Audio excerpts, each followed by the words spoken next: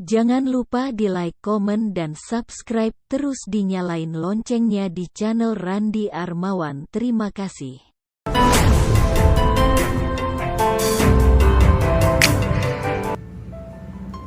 Assalamualaikum warahmatullahi wabarakatuh.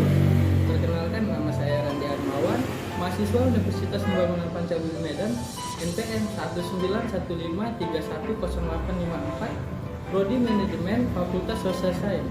Saya dari kelas reguler 2, klaster 2 KIA semester 5. Di sini saya akan menjelaskan pengisian laporan PPh 21. Oke, lanjut video selanjutnya. Baiklah, sebelum saya menjelaskan bagaimana cara pengisian PPh 21 bagi pegawai tetap atau pensiunan atau tunjangan hari tua, maka saya akan menjelaskan dulu pengertian PPh 21. PPh 21 adalah pemotongan pajak atas penghasilan sehubungan dalam pekerjaan, jasa, atau kegiatan dengan nama dan dalam bentuk apapun yang diterima atau diperoleh wajib pajak orang pribadi dalam negeri. Baiklah, di sini saya akan melanjutkan untuk mengisi formulir PPh 21. Yang pertama kita isi nomor NPWP atau nomor pokok wajib pajak. Yang kedua kita isi nama perusahaan yang membuat PPh-nya. Nah, di sini ada poin A, identitas penerima penghasilan yang dipotong. Untuk nomor NPWP kita isi sesuai seperti yang di atas, nomor NPWP. Untuk poin kedua, NIK atau nomor paspor itu bisa kita isi dengan NIK KTP. Nah, di poin ketiga ada nama, kita bisa isi dengan nama lengkap kita yang sesuai dengan KTP. Nomor 4, alamat sesuai dengan alamat yang kita domisili sekarang yang kita isi. Nah, di poin kelima ada jenis kelamin. Di sini ada laki-laki dan perempuan. Nah, untuk di sini kita bisa isi centang atau disilang. Selanjutnya di poin 6 ada status atau jumlah tanggungan keluarga untuk PTKP dan di poin 7 nama jabatan. Nah, untuk poin 6 dan 7 bisa kita kosongkan. Nah, untuk di poin ke-8 ada karyawan asing.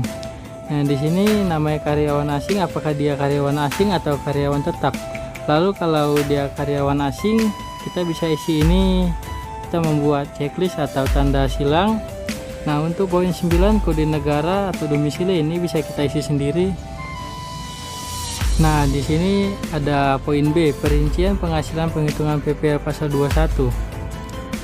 Nah, di sini penghasilan bruto terdiri dari 8 bagian. Yang pertama gaji atau pensiun atau THT atau JHT.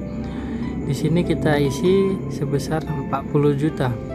Di poin kedua tunjangan PPh itu bisa kita kosongkan, dan di poin ketiga tunjangan lainnya bisa kita kosongkan. Untuk poin keempat honorarium itu bisa kita kosongkan. Di bagian 5 premi asuransi bisa kita kosongkan juga. Dan untuk di poin ke-6 penerimaan juga kita kosongkan, dan di poin ke-7 tantium itu bisa kita kosongkan juga. Lalu yang terakhir adalah jumlah penghasilan bruto. Ini kita isi 40 juta sama dengan gaji pensiun atau JHT. Lalu yang kedua ada pengurangan.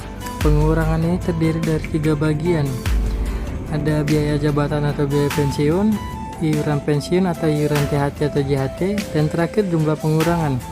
Nah, untuk ketiga poin ini kita kosongkan saja. Lalu selanjutnya penghitungan PPh pasal 21. Yang pertama jumlah penghasilan neto. Di sini kita buat 40 juta. Kenapa bisa 40 juta? Karena tidak ada pengurangan dari atas tadi. Yang ini bagian pengurangan. Jadi kita turunkan yang 40 juta, lalu yang kedua penghasilan itu di masa sebelumnya ini kita kosongkan.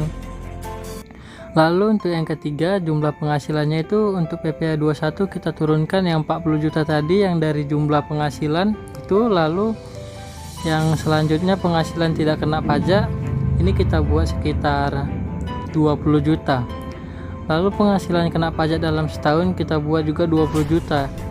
Itu kita kurangkan dari 40 juta dikurang 20 juta, jadi kita masukkan 20 juta. Itu tadi sekitar 20 juta, hasilnya dari 40 juta dikurang 20 juta jadi 20 juta hasilnya. PPh pasal 21 penghasilan kena pajak setahun ini jadi 10 juta. 10 juta ini dapat dari 20 kali 0,5%. 0,% ini sama dengan 50%.